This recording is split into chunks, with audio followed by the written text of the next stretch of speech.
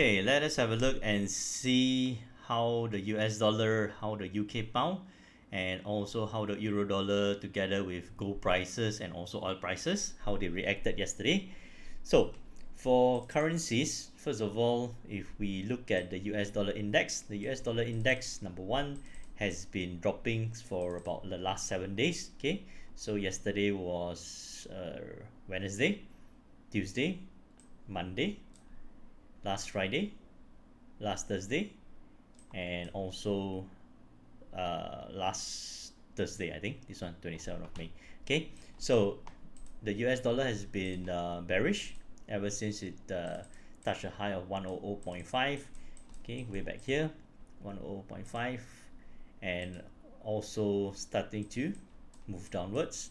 And of course, the most recent move down was on the 25th of May. Okay, from a reading of 99.96, continues to drop all the way. Okay, so drops for 1 day, 2 day, 3 days, 4 days, 5 days, 6 days, 7 days. So as you can see, as it extends into the 7 day of the bearish sentiment, the momentum starts to slow down, and you can see that it is mostly quiet during yesterday's Asian trading session. And at about 1300, this is about 6 p.m, it starts to just recover a little bit, and then towards the US market session at about 1600 plus 5, 2100 hours, 9 p.m local Singapore time, the US dollar continues to weaken again. Okay, so for this morning it opened a bit higher, and currently it is trying to consolidate and trying to find some support and also resistance, and will decide whether it's going up or down, possibly by tonight's unemployment claims data and also tomorrow's US non-farm payrolls data. Okay, so those two economic data will have an impact on the US dollar.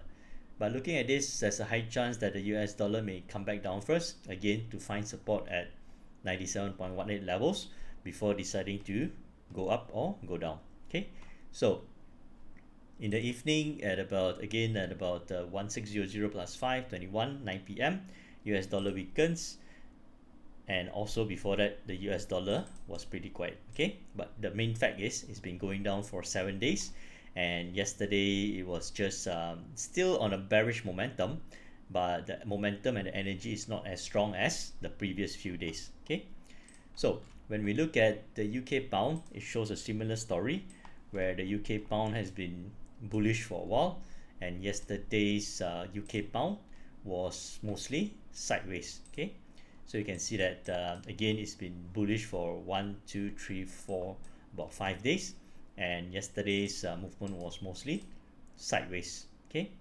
and of course this morning as early as 8 a.m, the UK pound moved down about 45 pips from 1.2571 all the way to a low of 1.2530.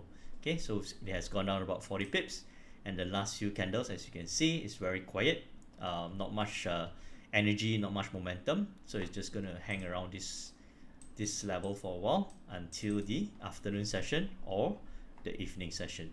Okay, so again similar story goes to the euro dollar, where we can see the euro strengthening for the last 1, 2, 3, 4, 5, 6, 7 days. Okay, and yesterday the euro dollar found some resistance at 1.1245, and this morning it has gone down just a little bit, about 21 pips. Okay, again it has gone quiet, and we need to wait until afternoon or the US market session for further direction and movement.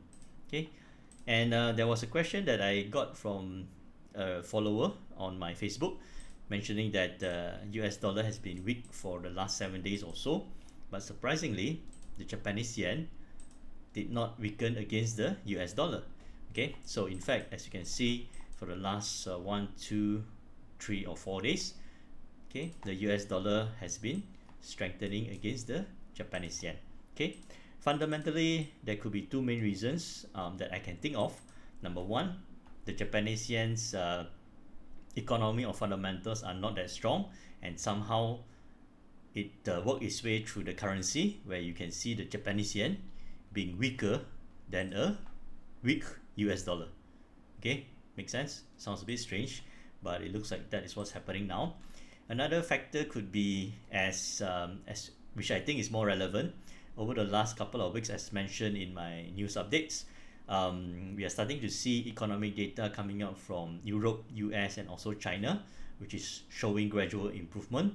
And even the US unemployment claims and jobs market is slowly improving. Okay, it is not losing as many jobs as it was way back in March, and also the unemployment claims numbers has tapered down from 6 million plus at the height in March all the way down to about 2 million unemployment claims as of last week.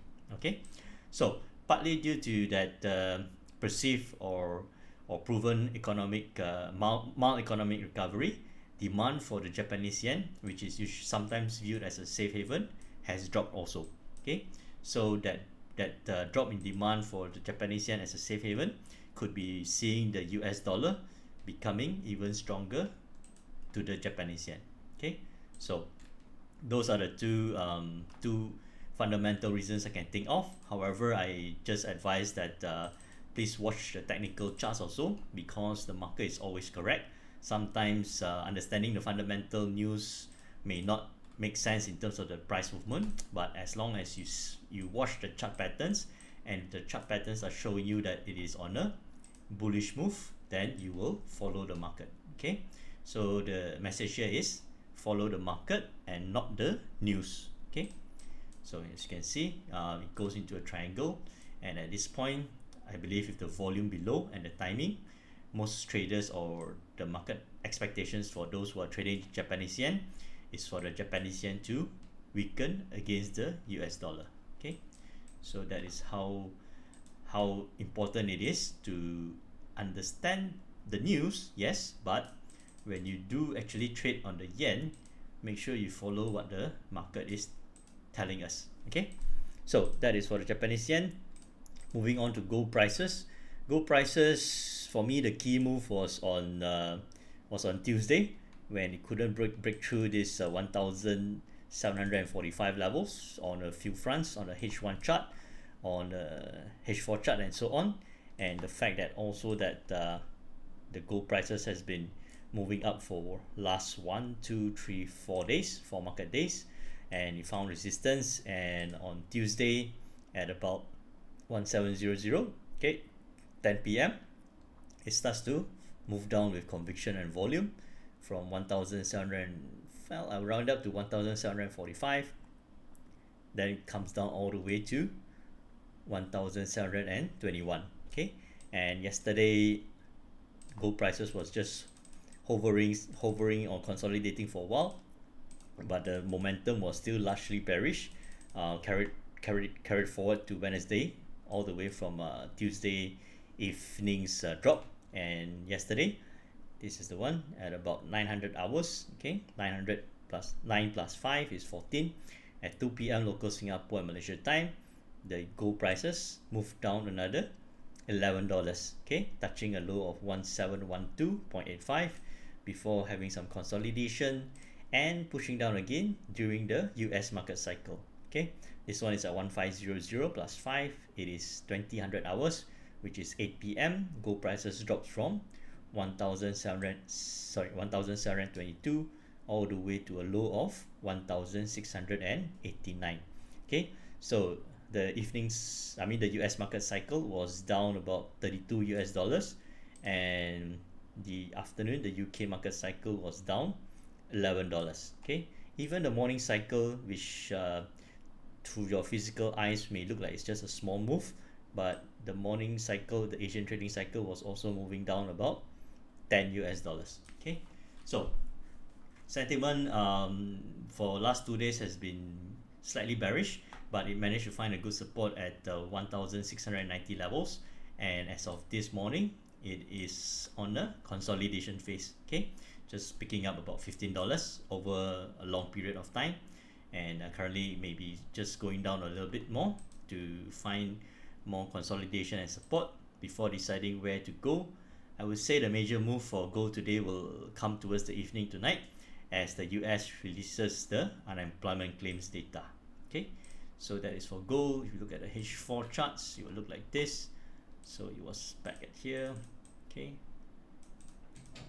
and yeah, and also the D1 charts. Okay, so we're going to look at oil prices now. Oil prices yesterday touched a high of about 38.29 US dollars. This is the US WTI spot prices, and it came down from, this one is at 900 hours again, plus 5 is 14, came down from $38.28 all the way down to $36.04. Okay, so oil prices came down about $2.20.